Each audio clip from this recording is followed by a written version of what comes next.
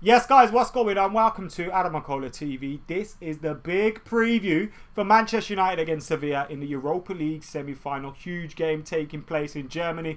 Manchester United get that victory. We are in the Europa League final. It is, of course, a one-legged affair, which is unusual in the Europa League. Obviously, we had it last time out as well against FC Copenhagen. They took us to extra time, 1-0 to Manchester United. Bruno Fernandes from the penalty spot. And Sevilla left it late as well against Wolves, scoring a goal in the last couple of minutes to seal their place here. So it's a huge tie at stake. Sevilla have a massive history in this competition, winning it loads of times. I've lost count of how many times. And United obviously having a recent history in this competition, as we've won it under Jose Mourinho in 2016/17. So both teams are used to this competition, but it's a first opportunity for Ole Gunnar Solskjaer to get a trophy under the table for him. Well, I say first opportunity, I mean a final opportunity for him to get it this season, because obviously he's had a few opportunities: semi-final of a League Cup, semi-final of an FA Cup,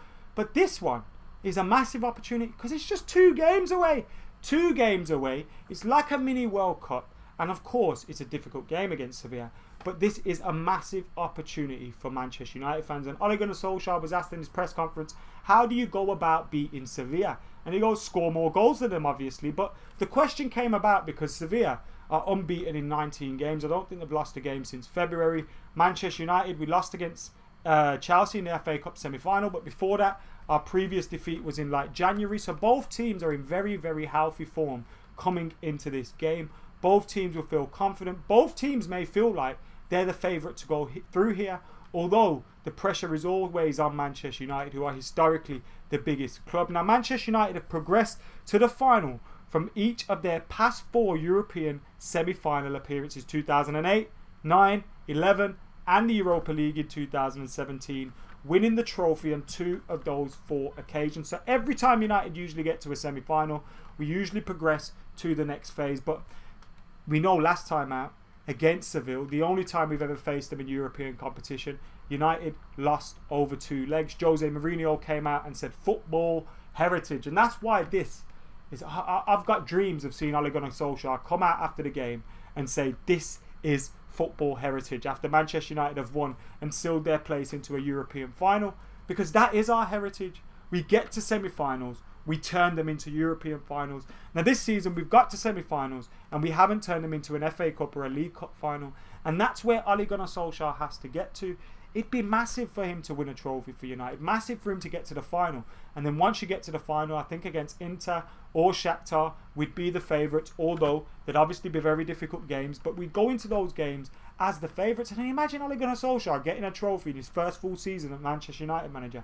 It would be huge. It'd also be massive for the likes of Bruno Fernandes, who have just arrived. Harry Maguire could be his first trophy as a captain. So all those people that say, well, United have got Champions League football, this doesn't really mean anything, the pressure's off. The pressure isn't actually off, because these players will have internal pressure. The manager will have an internal pressure where he will want to win a trophy. He will want to feel like he belongs at Manchester United. He will want to feel like his feet are more firmly under the table. And by winning in this game, you can do just that. By beating Sevilla and earning a European final, obviously we'll be expected to win that final, but by earning a spot in the final of the competition, you go a big way towards eradicating that semi-final fear. Are we just a needy club at the moment under Ole Gunnar Solskjaer? Because that's what people will probably start saying if you get to 3 semi-finals and you get knocked out. So it'd be great for him mentally as a manager. Obviously, you look at the project as well, like actually that project's going somewhere. Not only have they finished in the Champions League spot, but also they've got a trophy to show for it as well. And I think it would be the best season since Fergie if we did manage to do it. I know Jose finished 2nd, which is a better league position than 3rd, and he also won 2 trophies in a different season. But I think combining a trophy and finishing in the top 4 would be the best campaign, and you feel like there's been gradual progression throughout this campaign as well. But the pressure's on for Ole to deliver trophies. The pressure is on, and this is a big opportunity. 2 games in a week. Let's get this done. I don't want to hear any talk about fatigue and all that. Now, Manchester United have no new injury worries. There's talk about, obviously, we know Jones, Twanzebe and Luke Shaw are out for Manchester United, but we have no new injury worries now. We haven't seen a full-strength team yet in the Europa League, although we've seen a near to full-strength team in the last game.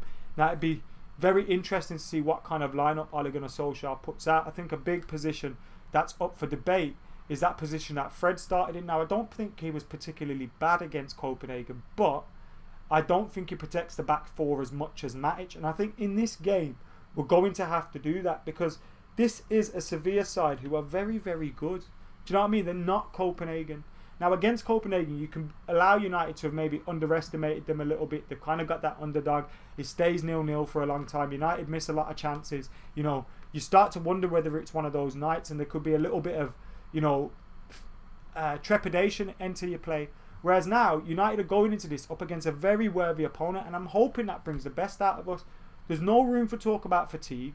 Maybe match sharpness from some players like Fred, McTominay, maybe because they've been out for so long. But a lot of these players have played a lot of games recently. And I think they should all be in tune with each other by now. We've been training. We've got a happy camp out there in Germany. They're all playing basketball and doing various things to keep their mind off the job. But also there seems to be a real seriousness about the training going forward. Because not only are we preparing for next season, but we've got a Europa League to fight for. So I don't think there's any excuses for this fatigue and this, that and the other. We're coming up a team that are very good. That are very, very good. They've won this competition a lot. They've got very dangerous players. When you think of Banega or Campos, these kind of players, Jesus Navas, I know he's not what he once was. He plays at fullback now, I think, but he's still a very good player. And I think this is a side that we need to treat with the utmost respect. And I'm hoping that will bring the best out of us.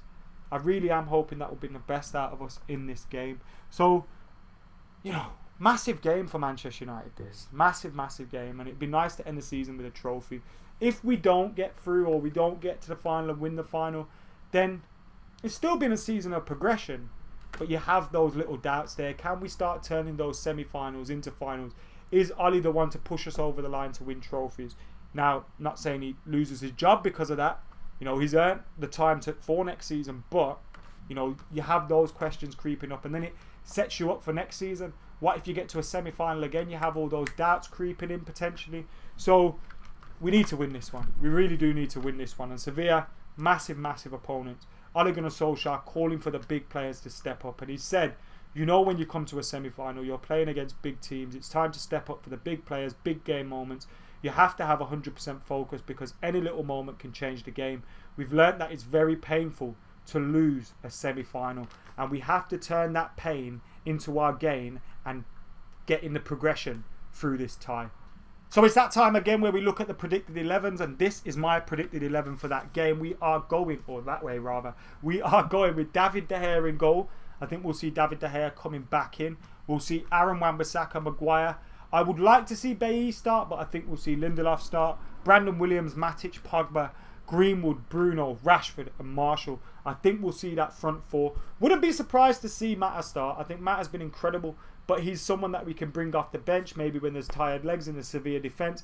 A few more holes open up and he can be brought in to help pick the lock a little bit if we need him to, because, you know, he's got, I think, the most assists in the Europa League at the moment. He's absolutely on fire for Manchester United in the Europa League, and he's still a key player for us in terms of that creativity. Obviously, who knows where his future lies, but Juan Mata is a fantastic player. Wouldn't be surprised to see him start, but I think Ole might save him for the bench now. That's the team I'm going with. Bruno, Marshall, Rashford, Greenwood. It makes you sit up and take notice. Matic in that midfield is vitally important. I think Fred just doesn't, you know, bring the same assurances, he doesn't hold the same positions. He doesn't allow maybe the defenders to feel as confident on coming out with the ball. And that's not, you know, I'm not knocking him, but that's not his position. He plays more of like where Paul Pogba plays, where it's probably where you'll get to see a little bit better of him with players moving in front of him. When he's being asked to do predominantly the defensive work and dropping in between the centre halves, allowing the centre halves to move forward, allowing your fullbacks to move forward, maybe he's not as good as at doing that, and I think we lose a little bit of something.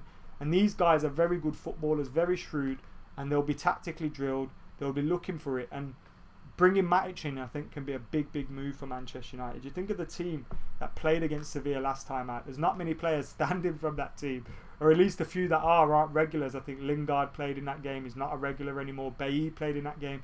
Not a regular anymore. De Gea, he played, but you know what's been going on with him. Martial and Rashford were on the bench. It's going to be a completely different 11. And look, when we won the last Europa League in 17, you know, Rashford wasn't as key or as senior a figure as he is now. Martial was on the bench. there's reasons why these lot will want to win it, and there has to be that focus there. I don't want these guys to be looking like they're tossing it off because we're already in the Champions League. There's trophies at stake. There's trophies at stake, and that's what counts at the end of your career. How many trophies you have now. Europa League isn't where we want to be, but it's where we are. So let's go win it. Now, Sevilla are obviously a team that have massive experience in this competition. They've reached the Europa League semi-finals on 3 occasions, and on all 3 of those occasions, they've gone on to win the competition. Where can we get at them? Well, I do think with the likes of Jesus Navas playing at fullback, I think Marcus Rashford is vitally important in this game. I think Mason Greenwood's vitally important in this game. Martial as well. Whoever's going to be drifting into those wide positions, because we know they like to rotate. You know, Jesus Navas is going to want to go forward. They play 4-3-3 usually, or they did in the last tie. And you know that there's going to be space for Jesus Navas down the flanks to give them some more width. He's going to go. So if we can soak up the pressure, get Matic on the ball, get him, you know, I'm not saying play on the counter-attack, but at those times where they break the lines and when they do come forward, there'll be gaps in behind to get at them. Look, we saw against Wolves. Wolves had opportunities. You know, AdamMcKola is incredible. He's got pace, but you know, he ran through them like a knife through butter. And we know Rashford, Martial, Greenwood, they have that in that locker. They'll be looking at these like thinking, you know, we can get at this team, but we have to be wary about what's coming back at the other end as well. And we saw against Copenhagen, the defence maybe wasn't quite as assured as we would have wanted them to have been. There was a few moments in there where it was, oh, you know, I don't think they had a shot on target by half time, but there was so many moments where you were thinking, oh shit, they're going to score here. And we kind of need to eradicate that shakiness as well. And that's why I do think Matic is so important for the team. Massive game coming up. Massive game. It's nice to have the pressure of, you know, needing the Champions League taken out of the equation as well, because it comes purely about the trophy. And fingers crossed these boys are up for that. I do think we'll go through. I do think we're going to go through. It's prediction time, obviously. I'm going to go for 2-1 to Manchester United after extra time. I think we could be in for another long night here.